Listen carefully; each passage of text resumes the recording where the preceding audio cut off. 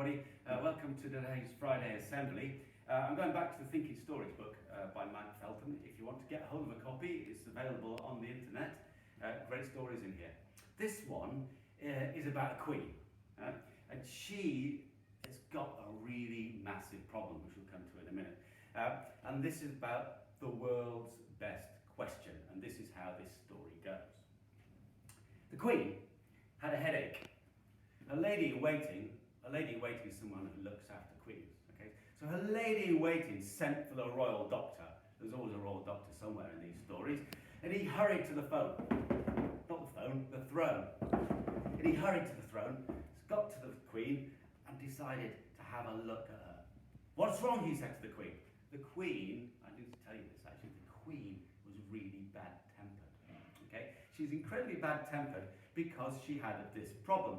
And her problem was the head was killing her. It was really, really hurting all the time. So she told the doctor this in a furious way. My head hurts all the time, doctor. So the doctor decided to get his little stethoscope thing, listen to her chest. Everything seemed fine in there. And then he got this little strange scope, which he stuck inside her ear to have a look into her head. And he looked through it, and he actually could see the queen's brain. It was quite amazing. He put the scope down. He knew exactly what was wrong. He said, Queen, the problem is that your brain is full. That's the problem. There's no more room inside your brain. The queen demanded to know what it was full of. What is my brain full of, doctor? The doctor said he knows he should be really careful with answering the queen. He said, well, the thing is, and he had another gaze into the queen's head, looked at her brain. He pursed his lips, raised his eyebrows.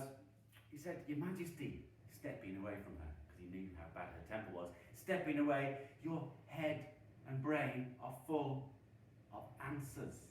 There's no more room in there.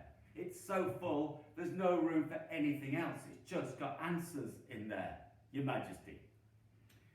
The queen became furious, like so many people do when they find out they've got something wrong with them. So she shouted, she screamed, she was just about to send him down to the deepest, darkest dungeon.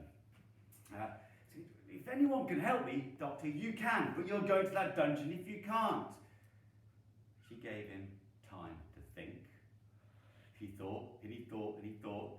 She was just about to give up and send him to her deepest, darkest dungeon. And he said, Your Majesty. I think he was winging it a little bit here. He said, do not fear, there is a cure. Now, at that point, the queen calmed down slightly. She got her throne, not her phone, and she sat back on it. She's calmed down slightly, like people do when they find out they can be cured.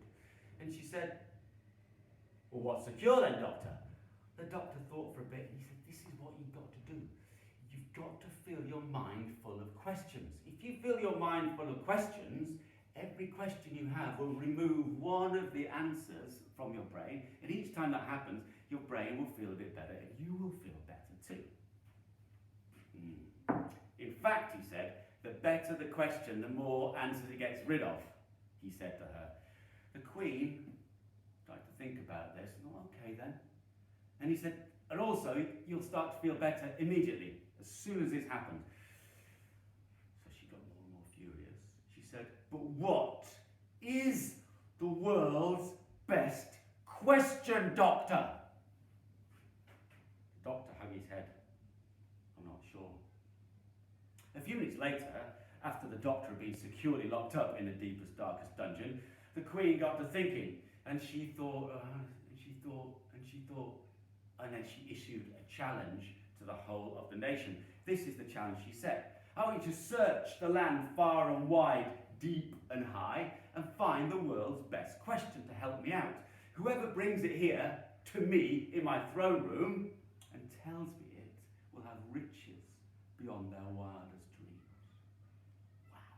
Now this went out to all the people. All the clever men and women, boys and girls in the land all started thinking.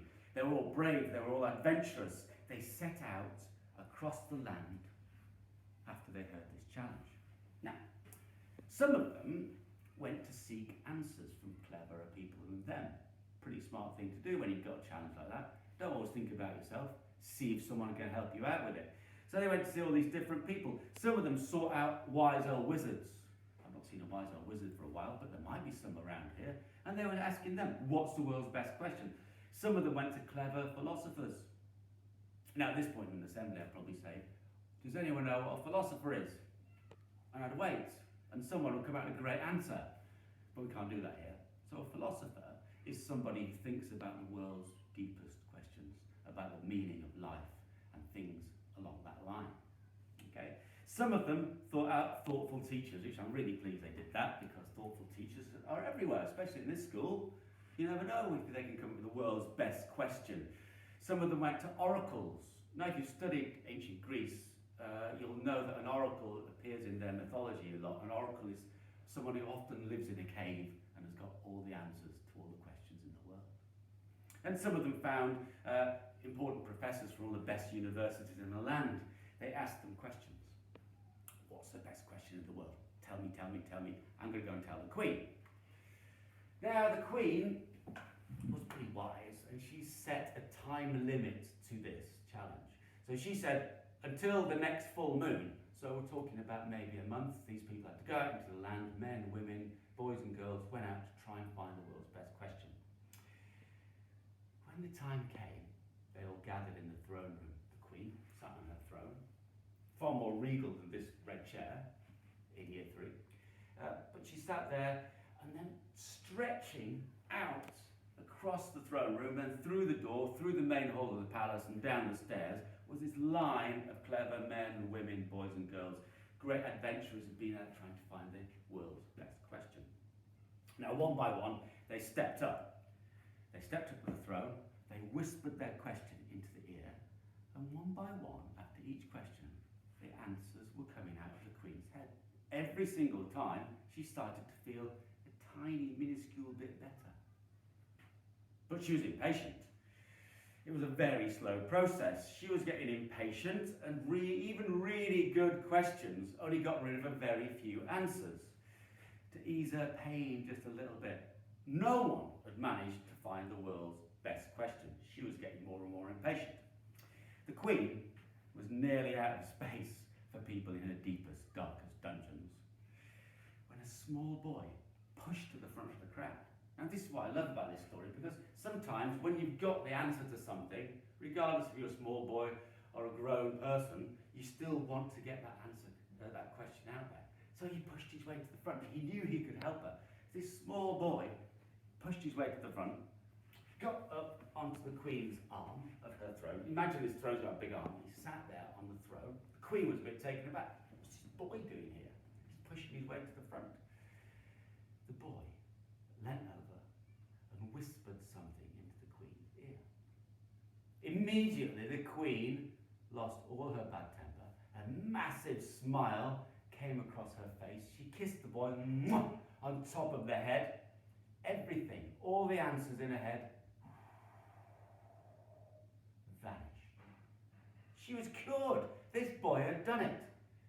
The thing that everybody then wanted to know, including all the people down in the deepest, darkest dungeons, what was the world's best question? And that's over to you now.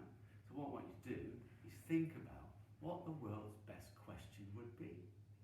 Now, there are many answers to that, but think about it. Talk to your parents, talk to your brothers and sisters, and your other members of the family at home, and see if you can think of the world's best question.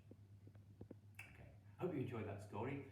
We'll be back next week with another assembly, and in the meantime, have a great weekend, stay safe, and hope to see you all very soon. Goodbye.